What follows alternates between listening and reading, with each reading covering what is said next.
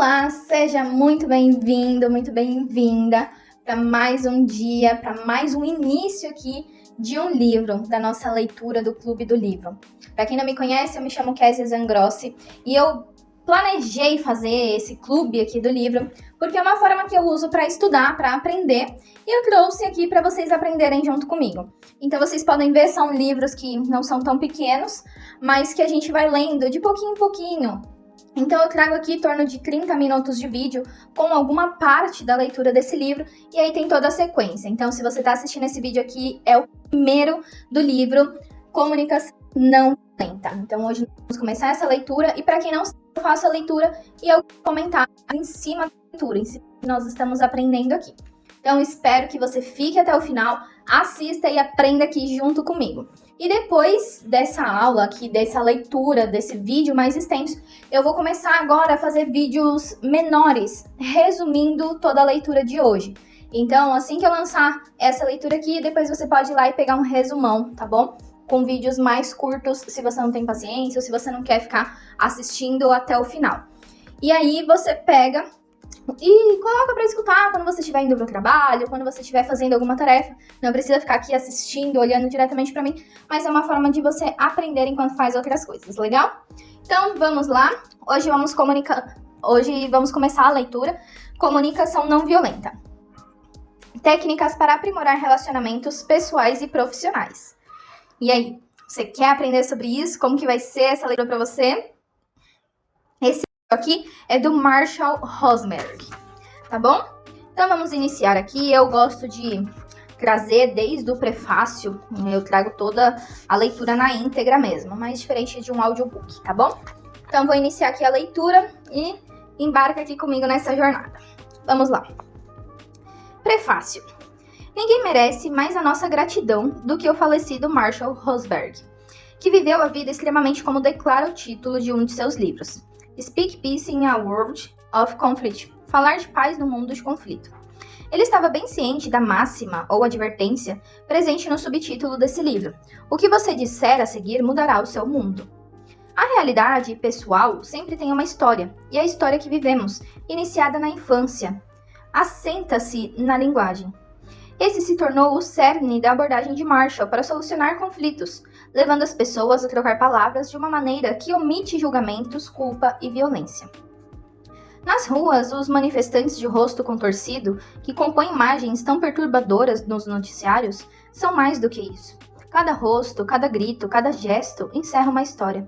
Todos se apegam à sua história com uma vingança, porque esta ancora sua identidade.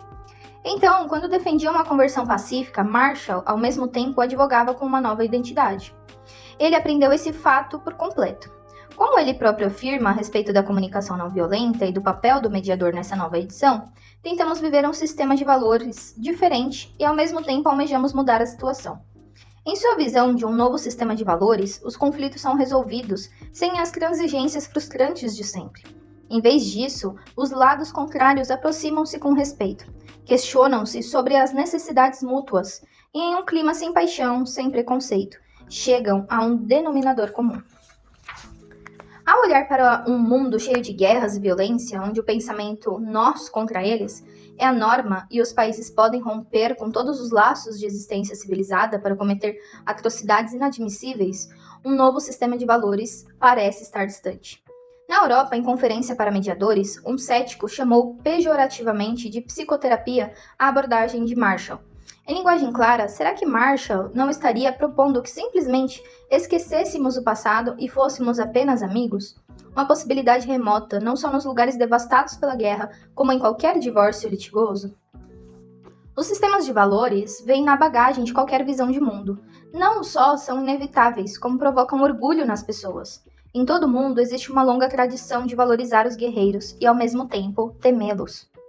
Os junguianos dizem que o arquétipo de Marte, o volátil desde a guerra, está incrustado no inconsciente de todos, tornando inevitáveis o conflito e a grade, uma espécie de vício inerente. Porém, existe uma visão alternativa da natureza humana, expressa com eloquência nesse livro, a qual se deve levar em conta por ser nossa única esperança real. Dessa perspectiva, não somos nossas histórias, ficções criadas por nós que permanecem incólumes em razão do hábito, da coerção grupal, do velho condicionamento e da falta da autoconsciência. Até as melhores histórias abraçam a violência. Se usar da força para proteger sua família, defender-se de ataques, lutar contra a maldade, evitar crimes e se engajar na chamada guerra boa, você terá sido cooptado pelo canto da sereia da violência. Se quiser livrar-se disso, será bem provável que a sociedade se volte contra você e lhe dê o devido troco. Em suma, não é fácil encontrar uma saída. Na Índia, existe um antigo modo de vida não violento chamado Ahimsa, fundamental para uma vida sem violência. Para quem não sabe, Ahimsa é a transliteração para algumas línguas ocidentais da negação da palavra sânscrita hims, que significa injúria. Então, Ahimsa. Costuma-se definir Ahimsa como não violência, muito embora seu significado esteja presente tanto nos protestos pacíficos do Mahatma Gandhi, quanto da reverência de Albert Schweitzer, à vida. Não faça o mal, seria o primeiro axioma do Ahimsa. O que mais me impressionou em Marshall Rosenberg, que morreu aos 80 anos, apenas 6 semanas antes de eu escrever esse texto, é que ele compreendeu os dois estados do Ahimsa, ação e consciência. As ações são bem descritas nas páginas a seguir, como princípios da comunicação não violenta, de modo que não as repetirei aqui. Estar consciente do Ahimsa é muito mais intenso, e Marshall tinha esse atributo. Em todos os conflitos, ele não escolheu lados, nem, sobretudo, deu atenção às histórias deles. Por reconhecer que todas as histórias implicam conflitos, clara ou veladamente, ele atribuiu às conexões o papel de pontes psicológicas. Isso se coaduna com outro axioma do Ahimsa. O que conta não é o que se faz, mas sim a particularidade da atenção. No âmbito jurídico, o divórcio se encerra quando duas partes firmam a divisão de bens. Porém, isso está longe de constituir o resultado emocional obtido pelas partes divorciadas. Para usar as palavras de Marshall, tanta coisa foi dita que o mundo delas mudou. A agressão está incorporada ao sistema do ego, que se concentra totalmente em eu, mim e meu, sempre que surja um conflito. A sociedade condescendente com os santos e com o voto de servir a Deus em vez de a si mesma, mas existe um fosso enorme entre os valores que defendemos e o modo como realmente vivemos. O Ahimsa fecha esse fosso à expansão da consciência das pessoas. A única maneira de acabar com toda a violência é abrir mão da história pessoal. Ninguém que ainda tenha um interesse pessoal no mundo pode se tornar esclarecido. Esse poderia ser o terceiro axioma de Ahimsa. Contudo, esse ensinamento parece ser tão radical quanto Jesus no Sermão da Montanha, ao prometer que os humildes herdarão a terra. Em ambos os casos, o importante não é mudar os atos, mas mudar a consciência. Para tanto, deve-se percorrer um caminho de A a B, no qual A é uma vida embasada nas exigências ininterruptas do ego e B é uma consciência imparcial. Para ser franco, ninguém deseja mesmo ter uma consciência imparcial. Quando o negócio é estar acima de tudo, essa ideia soa ao mesmo tempo assustadora e impraticável. Qual é a vantagem de destituir o ego que só tenta obter vantagens? Depois de o seu ego sumir, você seria passivo como um saquinho de areia espiritual? A resposta está nas ocasiões em que o eu desaparece natural e espontaneamente, as quais ocorrem em momentos de meditação ou apenas contentamento profundo. Consciência imparcial é o estado em que estamos quando a natureza, a arte ou a música criam uma sensação de arrebatamento. A única diferença entre esses momentos, a que podemos acrescentar todas as experiências de criatividade, amor e diversão, e o Ahimsa é que aqueles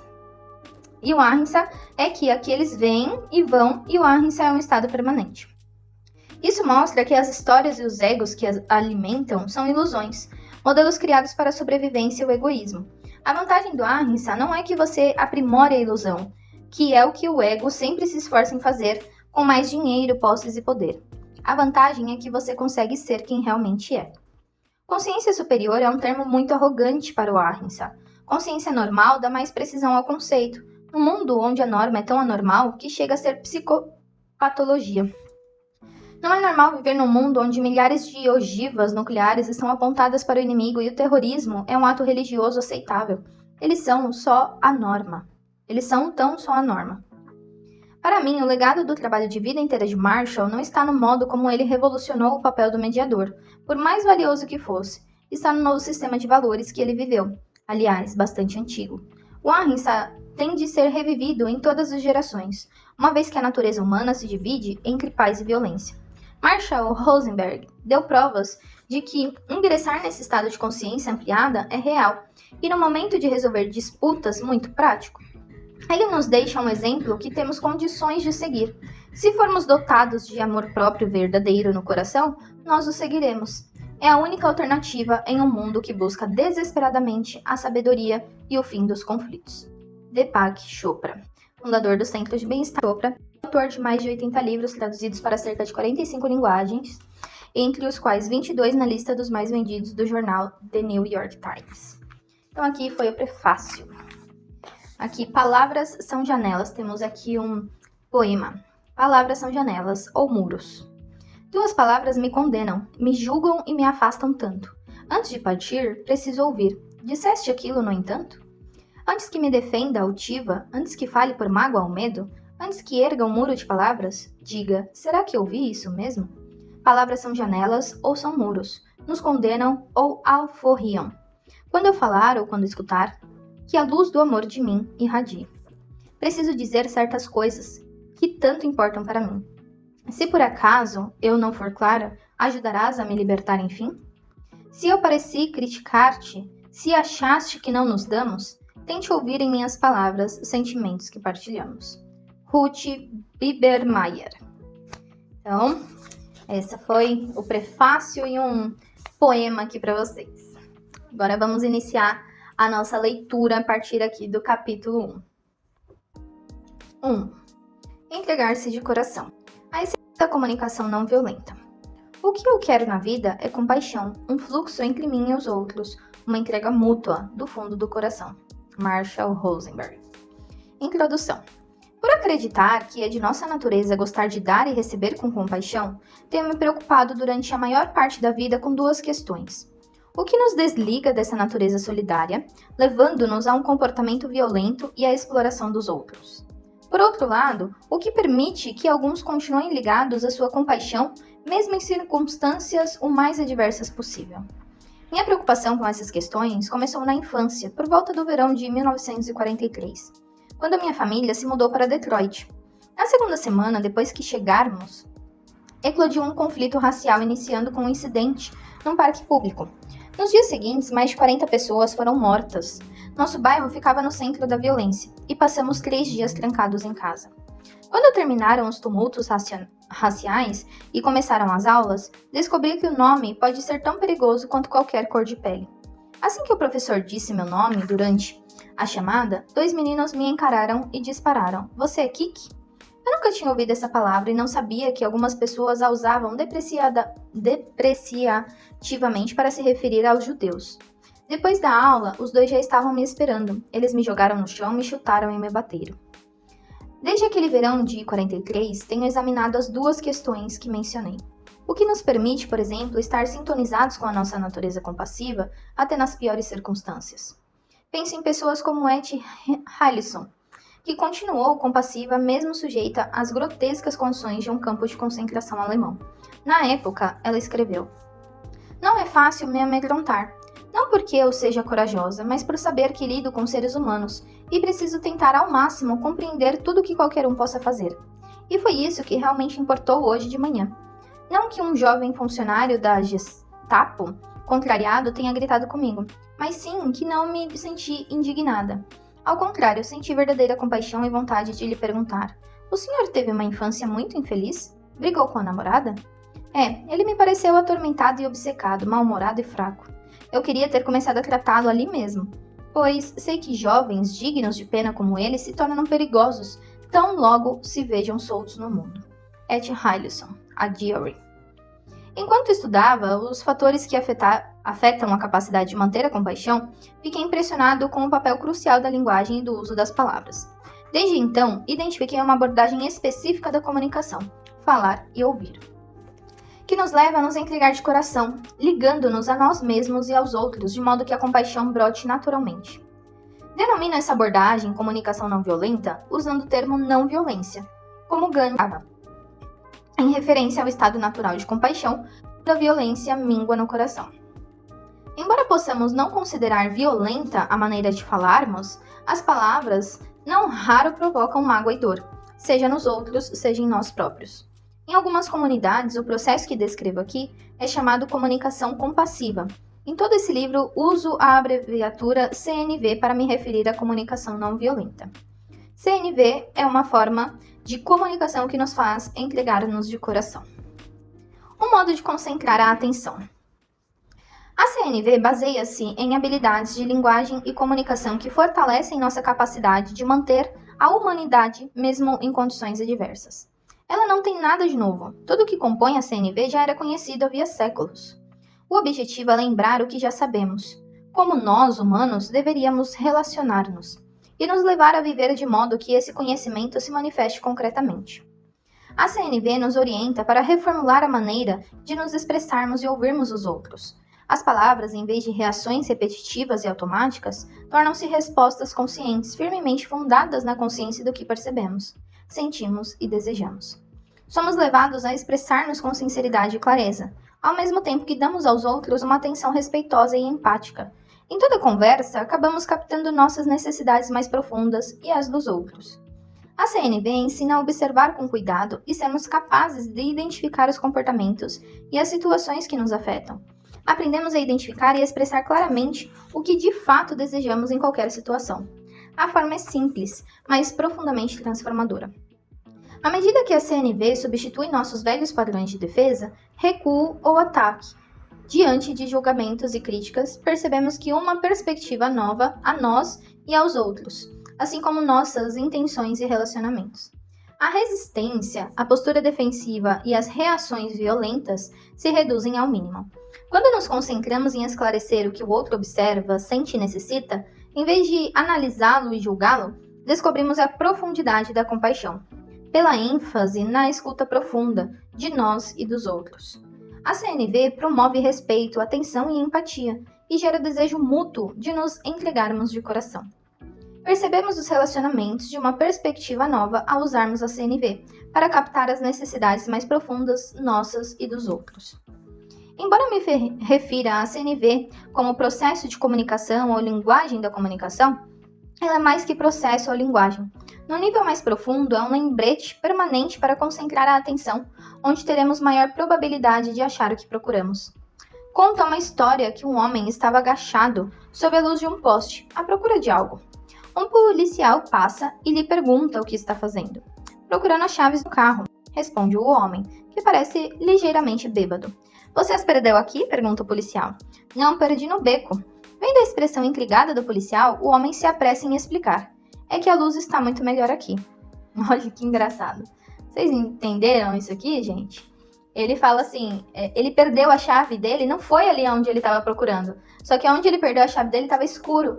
E aí ele fala, não, mas eu tô procurando aqui porque aqui tem luz. Mas não foi ali que ele perdeu. Olha que loucura. Vamos entender a profundidade dessa mensagem aqui, o que ele tá querendo dizer. Acho que meu condicionamento cultural me leva a concentrar a atenção em pontos que provavelmente não me levarão ao que eu quero.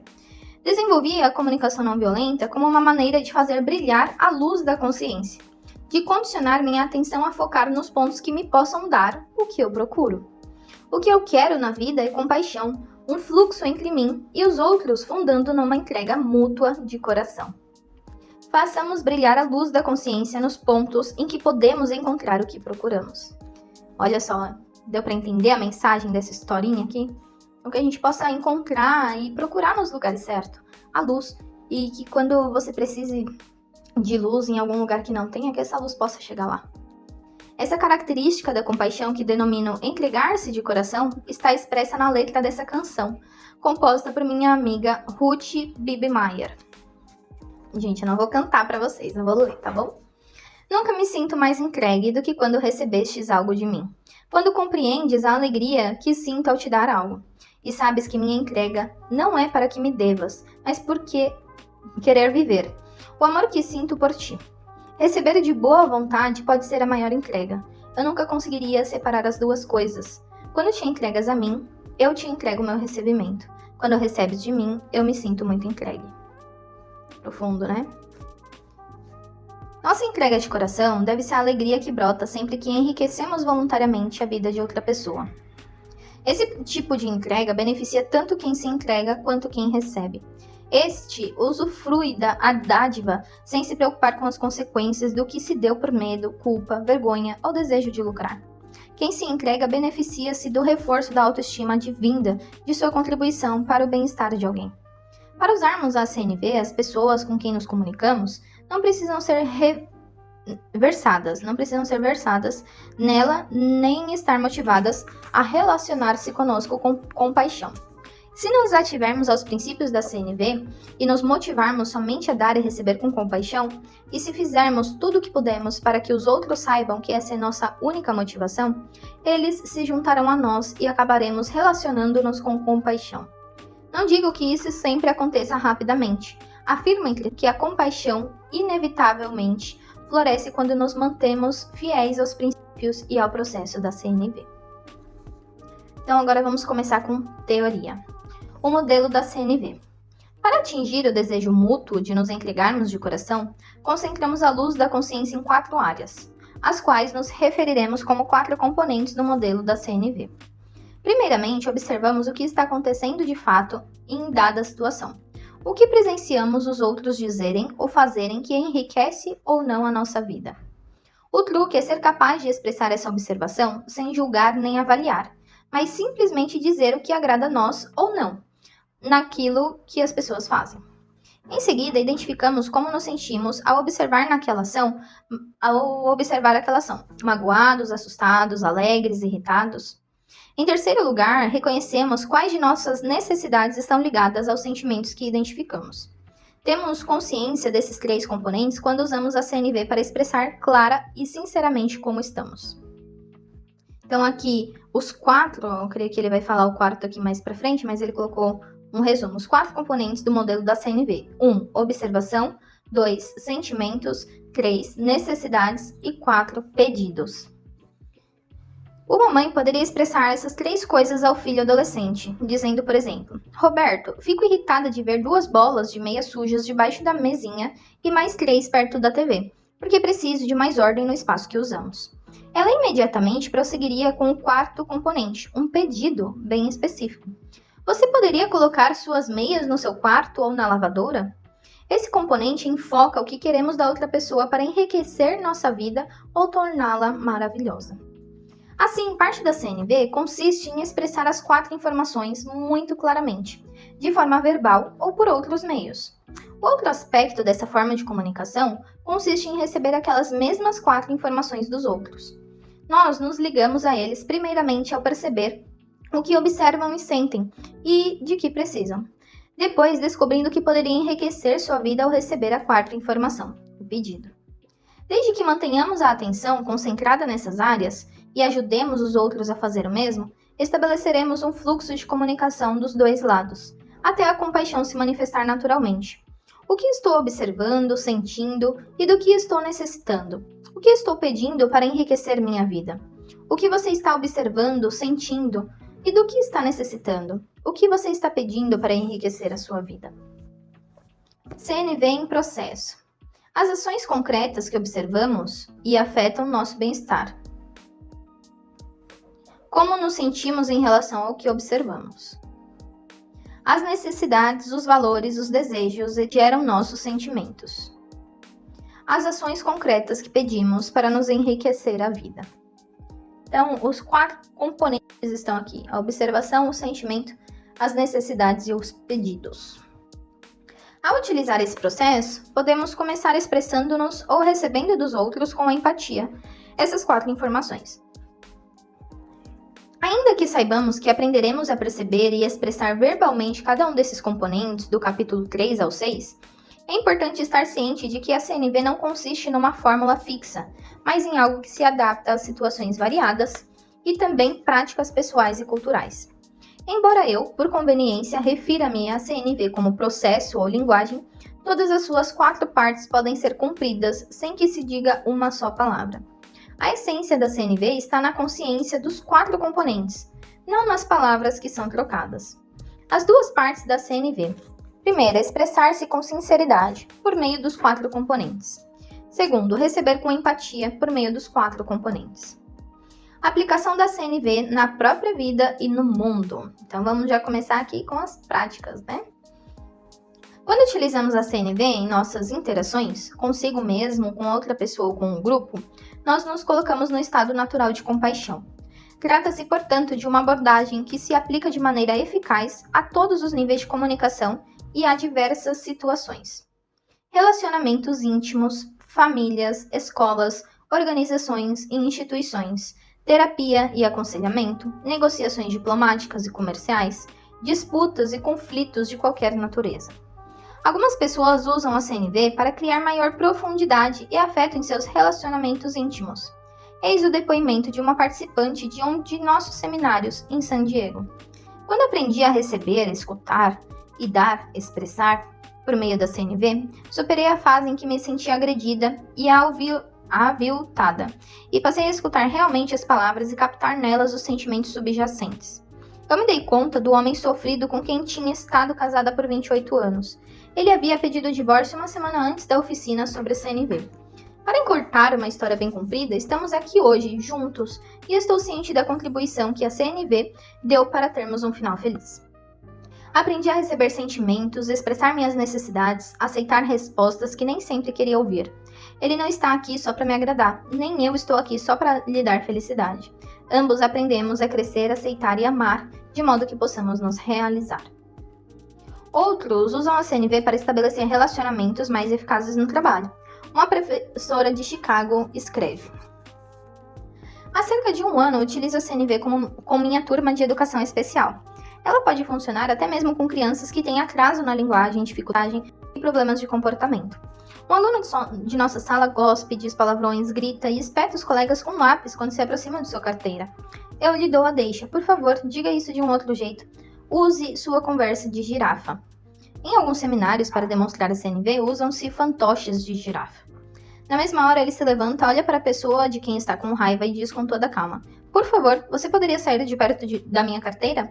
Eu fico com raiva quando você fica tão perto de mim. Os outros alunos, em geral, respondem com algo como: me desculpe, eu tinha esquecido que isso deixa você chateado. Comecei a pensar em minha frustração com essa criança e tentei descobrir de que eu precisava dele, além da harmonia e ordem.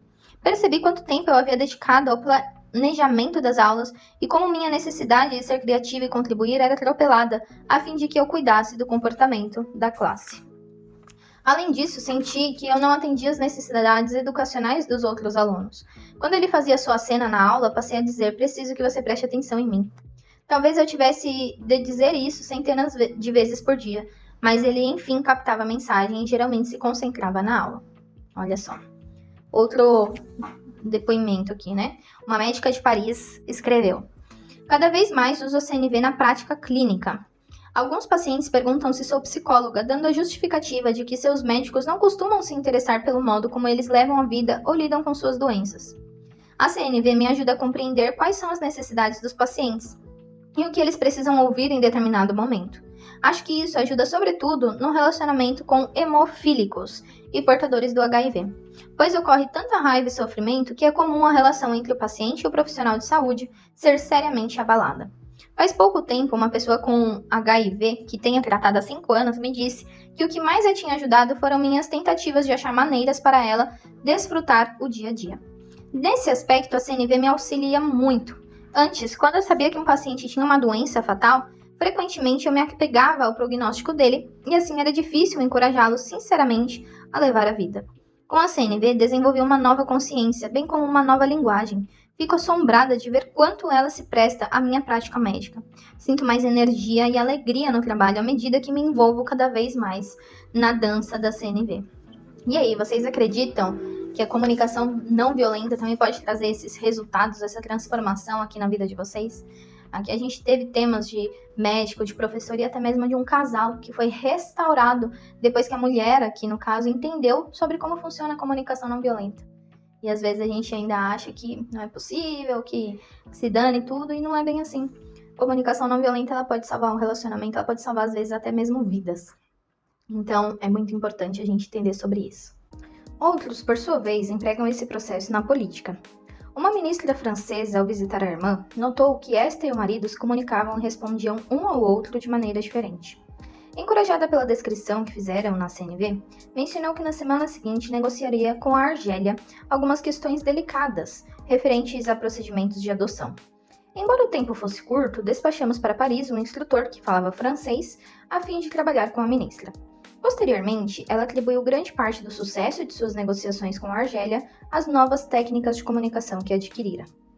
Em Jerusalém, durante um seminário ao qual compareceram israelenses de diversas convicções políticas, os participantes usariam a CNV para se expressar a respeito da questão extremamente polêmica da Cisjordânia. Muitos dos colonos israelenses que ali se estabeleceram acreditam que cumprem uma determinação religiosa ao fazê-lo, e estão enredados a um conflito não apenas com os palestinos, mas também com israelenses que reconhecem a esperança palestina de conquistar soberania nacional na região. Numa sessão, um de meus instrutores e eu criamos um modelo de escuta com empatia usando a CNV. Em seguida, convidamos os participantes a alternar-se nos papéis dos outros. Passados 20 minutos, uma coluna declarou que, caso seus opositores políticos se mostrassem capazes de ouvi-la do mesmo modo que acabara de ser ouvida, ela se disporia a considerar abrir mão de suas reivindicações fundiárias e sair da Cisjordânia para um lugar em território internacionalmente reconhecido como israelense. Hoje, em todo o mundo, a CNV constitui recurso valioso para comunidades que enfrentam conflitos violentos ou graves tensões de natureza étnica, religiosa ou política. A disseminação do treinamento em CNV e o seu uso em mediações por pessoas em conflitos de Israel, no território da Autoridade Palestina, na Nigéria, em Ruanda, em Serra Leoa e em outros lugares, tem sido motivo de especial satisfação para mim. Certa vez, meus associados e eu estivemos em Belgrado durante 3 dias muitíssimo tensos, treinando cidadãos que trabalhavam pela paz. Logo ao chegarmos, vimos estampada no rosto dos participantes uma expressão de visível desespero, pois o país estava então envolvido numa guerra brutal da Bósnia e na Croácia. À medida que o treinamento avançou, começamos a ouvir um tom de riso nas vozes, ao expressarem sua profunda gratidão e alegria por terem encontrado o recurso de que precisavam. Nas 2 semanas seguintes, trabalhando na Croácia, em Israel e na Palestina, tornamos a ver cidadãos desesperados de países arrasados pela guerra recuperarem o ânimo e a confiança a partir do treinamento em comunicação não violenta que recebiam.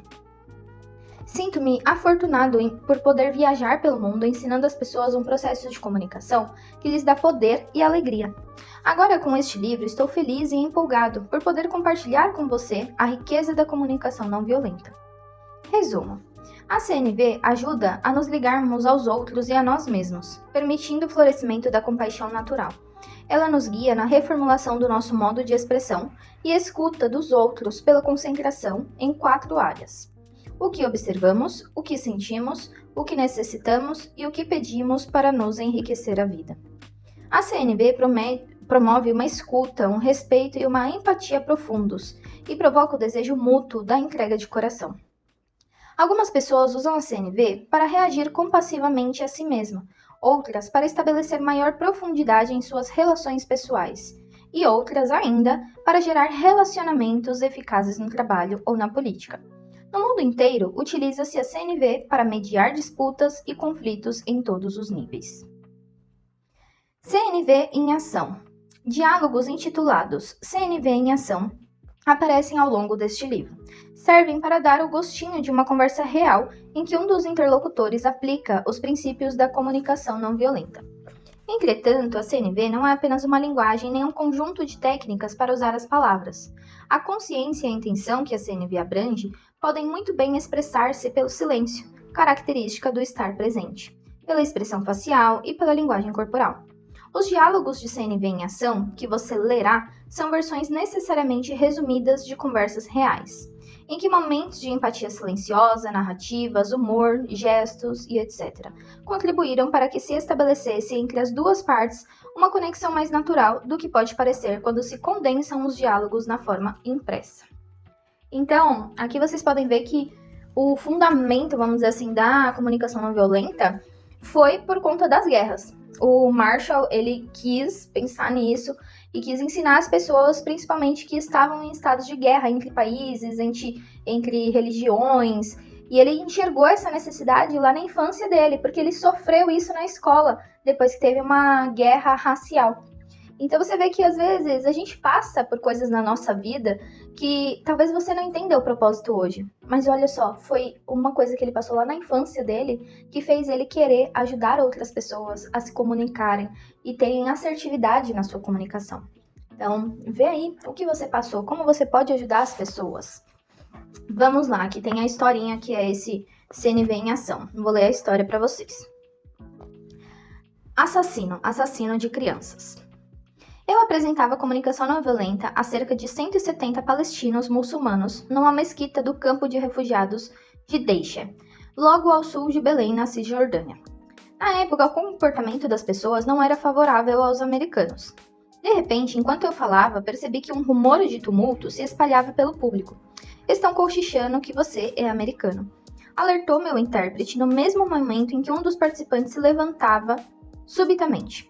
Olhando fixo para mim, ele gritou a plenos pulmões: "Assassino!" De imediato, uma dúzia de outras vozes se juntou a ele em coro: "Assassino! Assassino de crianças!" Felizmente, fui capaz de concentrar a atenção no que aquele homem sentia e necessitava. No caso em questão, eu tinha algumas pistas. A caminho do campo de refugiados, eu vira várias latas vazias de gás lacrimogêneo, que haviam sido atiradas contra o campo na noite anterior. Em cada uma delas, estavam claramente marcadas as palavras Made in USA, fabricado nos Estados Unidos. Eu sabia que os refugiados tinham muita raiva dos Estados Unidos por fornecerem gás lacrimogêneo e outras armas a Israel. Dirigi-me ao homem que me chamara de assassino. Você está com raiva porque gostaria que meu governo usasse seus recursos de forma diferente?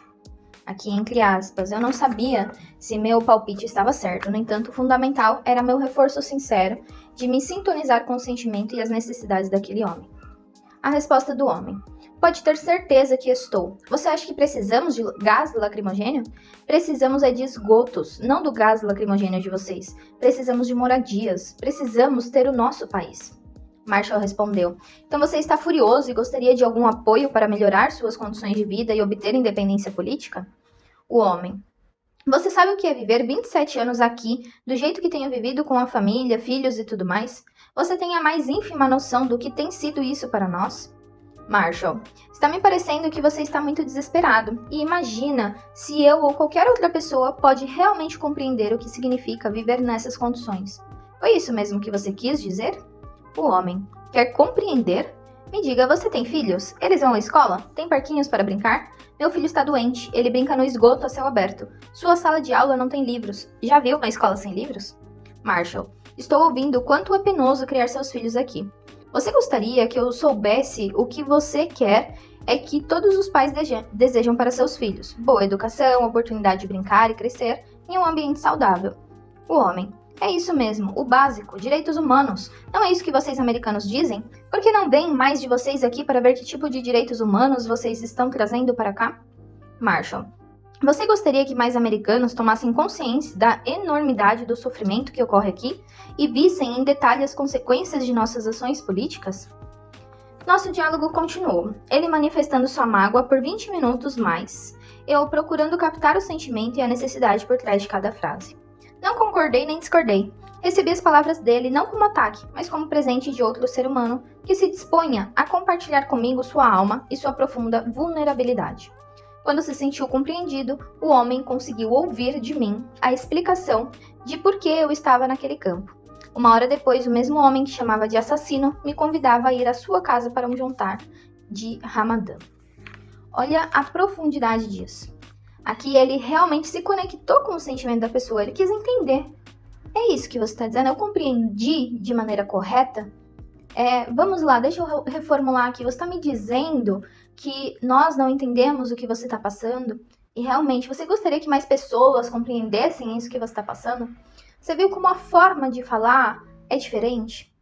Como que você reagiria nessa situação? Você está indo lá para o campo de refugiados ajudar as pessoas a se comunicarem de uma forma mais assertiva, de uma forma não violenta, e você é acusado de assassinato por algo que o seu governo fez, não foi nem você que fez. Como você reagiria diante dessa situação? Você teria essa inteligência emocional que ele teve? Então, é isso que nós vamos aprender ao longo desse livro. Como conseguir melhorar nossa comunicação nesse sentido, para durante os conflitos nós termos mais paz, conseguir ter um diálogo melhor. Legal? Então, se você chegou até aqui comigo, não esquece de curtir esse vídeo, se inscrever no canal para todo dia que lançar uma nova leitura aqui para vocês, um novo vídeo, que vocês possam ser notificados e vir aqui junto comigo absorver e aprender sobre essa leitura, como eu falei para vocês, da comunicação não violenta, esse livro aqui. Então, espero vocês no próximo vídeo, continuem me acompanhando aqui. E a partir de hoje também eu vou disponibilizar resumos desses vídeos mais longos. Então, se você não gosta de assistir esse vídeo inteiro, é muito cansativo, todos os dias eu vou te trazer resumos do vídeo anterior, que é o vídeo extenso, tá bom? Então, espero vocês no próximo vídeo. Tchau, tchau!